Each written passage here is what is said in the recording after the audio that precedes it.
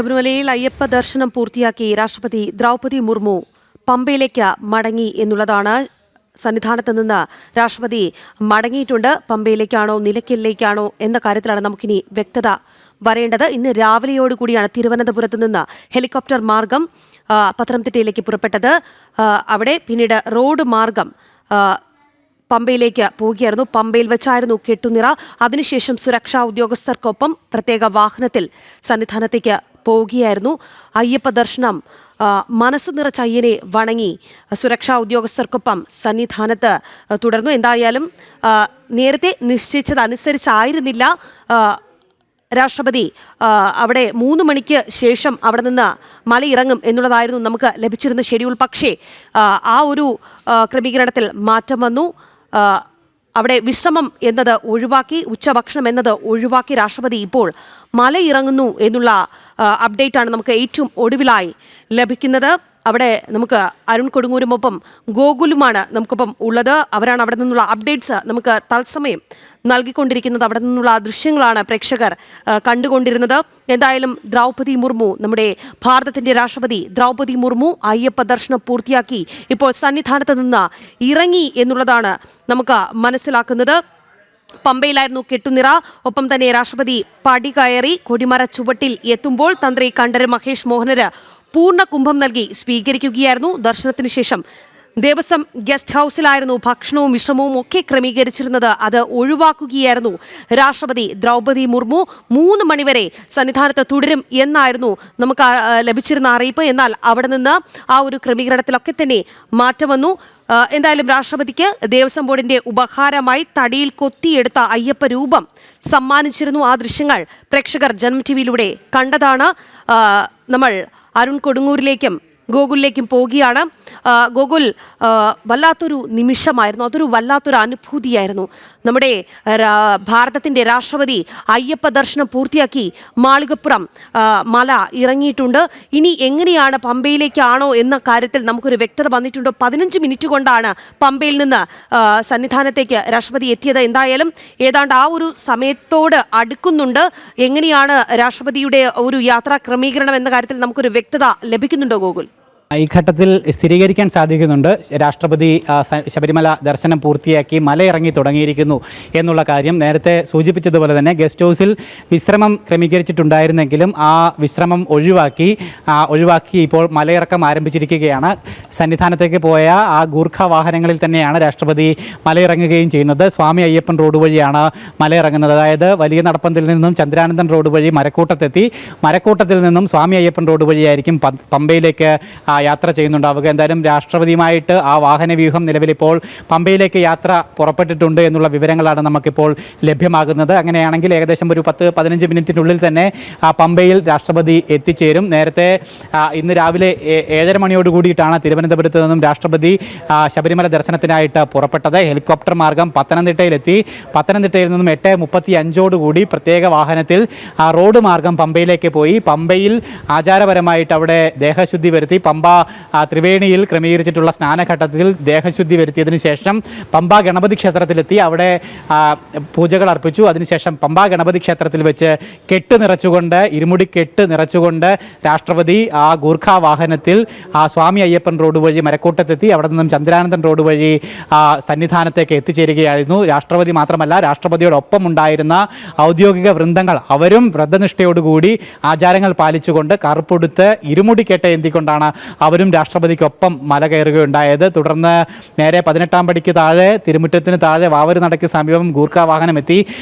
വാഹനത്തിൽ നിന്നും ഇറങ്ങി 18-ാം പടിക്ക് ചുവട്ടിലേക്ക് രാഷ്ട്രപതി എത്തി. 18-ാം പടി തൊട്ട് നമസ്കരിച്ച് ഓരോ പടിയും തൊട്ട് തൊഴുത് 18 പടിക്ക് മുകളിലെത്തി.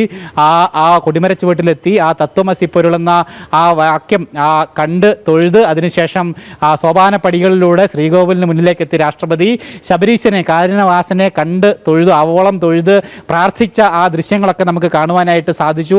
ആ തന്ത്രി കണ്ഠര് മഹേഷ് മോഹനരടക്കം ഉള്ള ആളുകൾ ആ ചടങ്ങുകൾക്ക് അല്ലെങ്കിൽ ശ്രീകോവിലിനുള്ളിലെ ചടങ്ങുകൾക്ക് നേതൃത്വം നൽകി. ശ്രീകോവിലിനുള്ളിൽ പൂജിച്ച പൂജാദ്രവ്യങ്ങൾ, തീർത്ഥമടക്കമുള്ള ദ്രവ്യങ്ങൾ രാഷ്ട്രപതിക്ക് നൽകി. അതിനെ ഭക്ത്യാദരപൂർവ്വം രാഷ്ട്രപതി ഏറ്റുവാങ്ങി.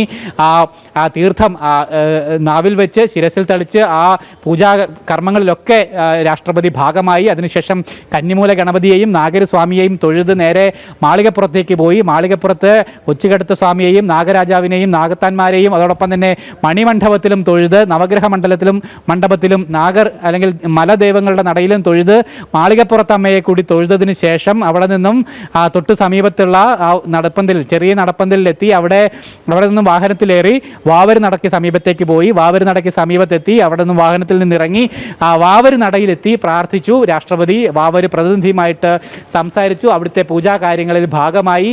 അതിനുശേഷം ഗസ്റ്റ് ഹൗസിന് തൊട്ട് സമീപം ദേവസ്വം ബോർഡ് അധികൃതർ, ദേവസ്വം ബോർഡ് പ്രസിഡന്റ്, മെമ്പർമാർ, ദേവസ്വം മന്ത്രി അടക്കമുള്ള ആളുകൾ രാഷ്ട്രപതിയെ ഔദ്യോഗികമായിട്ട് സ്വീകരിച്ചു.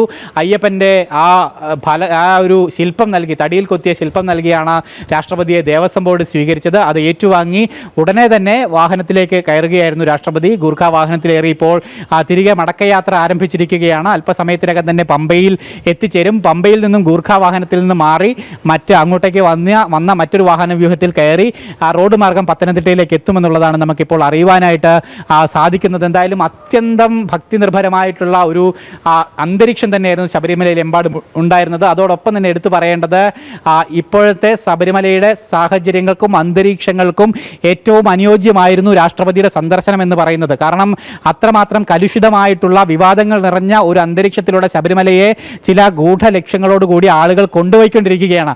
ആ ഒരു വേളയിലാണ് രാഷ്ട്രപതി എന്താണ് ശബരിമല ദർശനമെന്നും അവിടുത്തെ മഹാത്മ്യം എന്തെന്നും അവിടുത്തെ പാരമ്പര്യം എന്തെന്നും അവിടുത്തെ ആചാര അനുഷ്ഠാനങ്ങളും വിശ്വാസങ്ങളും എന്തെന്നും കാണിച്ചു തരുന്ന രീതിയിൽ ഉള്ള ഒരു ദർശനം, ആ ഒരു വിശ്വാസപൂർവകമായിട്ടുള്ളൊരു ദർശനം അവിടെ നടത്തുകയും ചെയ്തിരിക്കുന്നത്. മാത്രമല്ല ദേവസ്വം മന്ത്രി VN വാസവൻ അടക്കമുള്ള ആളുകൾ രാഷ്ട്രപതിക്കൊപ്പം തന്നെ ഉണ്ടായിരുന്നു. ആ ശ്രീകോവിലിന് മുന്നിൽ പ്രാർത്ഥനാ നിരതമായി കൈകൂപ്പി കണ്ണടച്ച് പ്രാർത്ഥിച്ചുകൊണ്ടിരുന്ന രാഷ്ട്രപതിയെ നമ്മൾ കണ്ടു. അതിന് തൊട്ട് പിന്നിലായിട്ട് കൈ പോലും കൂപ്പാതെ ആ ഒരു സ്ഥായി ഭാവത്തിൽ നിൽക്കുന്ന ദേവസ്വം മന്ത്രി VN വാസവനെ നമ്മൾ കണ്ടു. എന്തായാലും ആ രണ്ട് ചിത്രങ്ങളും ഓരോ അയ്യപ്പ വിശ്വാസികളുടെയും മനസ്സിൽ നിൽക്കുന്ന ചിത്രങ്ങളാണ്. അതായത് ഒരു യഥാർത്ഥ വിശ്വാസി അല്ലെങ്കിൽ ശബരിമലയെ എങ്ങനെ പരിപാലിക്കണമെന്ന് കാണുന്ന കാഴ്ചയും അല്ലെങ്കിൽ ആ ശബരിമലയിൽ നിന്നും അകറ്റി നിർത്തേണ്ട ആൾക്കാരെ കാണിച്ചു തരുന്ന ഒരു ചിത്രം കൂടിയിട്ടായിരുന്നു ആ കാഴ്ചകൾ എന്ന് പറയുന്നത്. എന്തായാലും വളരെ ധാർഷ്ട്യപൂർവ്വം സ്ഥായി ഭാവത്തിൽ കൈ താഴെ കെട്ടി നിൽക്കുന്ന ആ ഒരു ദേവസ്വം മന്ത്രിയുടെ ചിത്രം കൂടി നമ്മൾ അവിടെ കണ്ടു. എന്തായാലും ഇവരുടെയൊക്കെ ഉദ്ദേശ ലക്ഷ്യങ്ങൾ നമ്മൾ നേരത്തെ മുതൽ തന്നെ പലവരും ചർച്ച ചെയ്തുകൊണ്ടേയിരിക്കുന്നതാണ്. അതായത് ശബരിമലയിലെ ആചാരങ്ങളും അനുഷ്ഠാനങ്ങളും വിശ്വാസങ്ങളും ഒന്നും അങ്ങനെ നിൽക്കേണ്ടതില്ല എന്നുള്ള ഒരു ഗൂഢലക്ഷ്യം പേറുന്ന ഒരു കൂട്ടരാണ് ഈ വിഭാഗക്കാരെന്ന് പറയുന്നത്. അതുകൊണ്ട് തന്നെ അവർക്ക് ലക്ഷ്യം ശബരിമലയിലെ സ്വത്ത് മാത്രമാണ്, അവിടുത്തെ സ്വർണം മാത്രമാണ്, അവിടുത്തെ പല വിലപിടിപ്പുള്ള കാര്യങ്ങൾ മാത്രമാണ്. അല്ലാതെ അവിടുത്തെ പ്രതിഷ്ഠയോ അവിടുത്തെ ആചാരങ്ങളോ വിശ്വാസങ്ങളോ ഒന്നുമല്ല എന്നുള്ള കാര്യം നേരത്തെ മുതൽ തന്നെ വാർത്തകൾ വന്നുകൊണ്ടിരിക്കുന്നതാണ്. അവിടുത്തെ സ്വർണം കട്ടുകൊണ്ടുപോകുന്ന, കവർച്ച ചെയ്യുന്ന വാർത്തകളൊക്കെ ഓരോ ദിവസവും വന്നുകൊണ്ടിരിക്കുന്ന ഒരു വേളയിൽ കൂടിയിട്ടാണ് രാഷ്ട്രപതിയുടെ സന്ദർശനം വന്നിരിക്കുന്നത്. എന്തായാലും ആ രാഷ്ട്രപതിയുടെ സന്ദർശനം ഏതെങ്കിലും വിധത്തിൽ ഒരു വഴികാട്ടിയായി ഇക്കൂട്ടർക്ക് മാറട്ടെ എന്ന് പ്രാർത്ഥിക്കാൻ മാത്രമേ നമുക്ക് സാധിക്കുകയുള്ളൂ. കാരണം ഇക്കൂട്ടർ ഈ പരിപാടിയൊക്കെ തുടങ്ങിയിട്ട് വർഷങ്ങളായി അല്ലെങ്കിൽ നാളുകളായിട്ട് അവർ ഇത് തന്നെ അനുവർത്തിച്ചു കൊണ്ടിരിക്കുകയാണ്. ഒരു തവണ ആ പവിത്രമായിട്ടുള്ള ശബരിമല ആ സന്നിധിയെ കളങ്കപ്പെടുത്താനായിട്ട് ഒരു ശ്രമം നടത്തിയപ്പോൾ അതിന് ചുട്ട മറുപടി ഇക്കൂട്ടർക്ക് ലഭ്യമാവുകയും ചെയ്തിട്ടുണ്ടായിരുന്നു. അവരുടെ രാഷ്ട്രീയ അന്തരീക്ഷത്തിൽ പോലും അത് ഒരിക്കലും മറക്കാൻ സാധിക്കാത്തൊരു നീറുള്ള അല്ലെങ്കിൽ നീറുന്ന മുറിവായിട്ട് അത് ഇപ്പോഴും അവശേഷിച്ചു കൊണ്ടിരിക്കുകയാണ് ആ സംഭവം. അതിനുശേഷം അവർക്കുണ്ടായിട്ടുള്ള ആപത്തുകൾ. എന്തായാലും അതിനുശേഷവും അവർ നിലപാട് തിരുത്താനൊന്നും തയ്യാറായിട്ടില്ല. അതേ നിലപാട് തന്നെയാണ് ഞങ്ങൾ ഇനിയും വെച്ച് പുലർത്തുക എന്നുള്ള അതേ മനസ്ഥിതിയോടുകൂടി തന്നെയാണ് ശബരിമലയെ ഇക്കൂട്ടർ പിന്നെയും കണ്ടുകൊണ്ടിരിക്കുന്നത്. അവിടെ ഓരോ കാര്യങ്ങളും ചെയ്തുകൊണ്ടേയിരിക്കുന്നത്. എന്തായാലും അതിനൊക്കെ തന്നെ കൃത്യമായിട്ട് കാലം വീണ്ടും മറുപടി ചോദിക്കും. ശബരിമലയെ എപ്പോഴൊക്കെ ആരൊക്കെ തൊട്ട് കളിച്ചിട്ടുണ്ടോ അവർക്കൊക്കെ ചുട്ട മറുപടി അയ്യപ്പൻ തന്നെ നൽകുന്ന ഉദാഹരണങ്ങൾ നമുക്ക് മുൻപിലുണ്ട്. എന്തായാലും ഇനിയും ആ രീതിയിലുള്ള ഉദാഹരണങ്ങൾ തന്നെ സംഭവിക്കാൻ പോകുന്നതേയുള്ളൂ. യഥാർത്ഥ വിശ്വാസികളെയൊക്കെയാണ് ഇവർ നോവിച്ച് വിട്ടിരിക്കുന്നത്. എന്തായാലും ആ വിശ്വാസികളുടെ പ്രതിനിധിയായിട്ട് തന്നെ രാഷ്ട്രപതി അവിടെ എത്തുന്നു. എന്താണ് ശബരിമലയിൽ ഒരു സാധാരണ അയ്യപ്പ ഭക്ത എങ്ങനെയാണോ ആ തിരുമുൻപിൽ എത്താനായിട്ട് സാധിക്കുന്നത്, അതിനു വേണ്ടിയിട്ടുള്ള ശ്രമങ്ങൾ നടത്തുന്നത്, അതുപോലെ തന്നെ ഒരു സാധാരണ ഭക്തയായിട്ടാണ് ഭാരതത്തിന്റെ പ്രഥമ പൗരയായിട്ടുള്ള രാഷ്ട്രപതി ദ്രൗപദി മുർമുവും അവിടെ എത്തിയത്. കറുപ്പ് വസ്ത്രം 11:45 രാഷ്ട്രപതി 18ാം പടി കയറിയത് പ്രത്യേക വാഹനത്തിൽ 15 മിനിറ്റ് കൊണ്ട് രാഷ്ട്രപതി സന്നിധാനത്ത് എത്തി. രാഷ്ട്രപതിക്കൊപ്പം അംഗരക്ഷകരും ഇരുമുടിക്കെട്ടേന്തിയാണ് മല ചവിട്ടിയത്. എന്തായാലും ശബരിമല ദർശനം പൂർത്തിയാക്കി ഇപ്പോൾ നമ്മുടെ രാഷ്ട്രപതി ദ്രൗപദി മുർമു സന്നിധാനത്ത് നിന്ന് മല ഇറങ്ങുകയാണ്.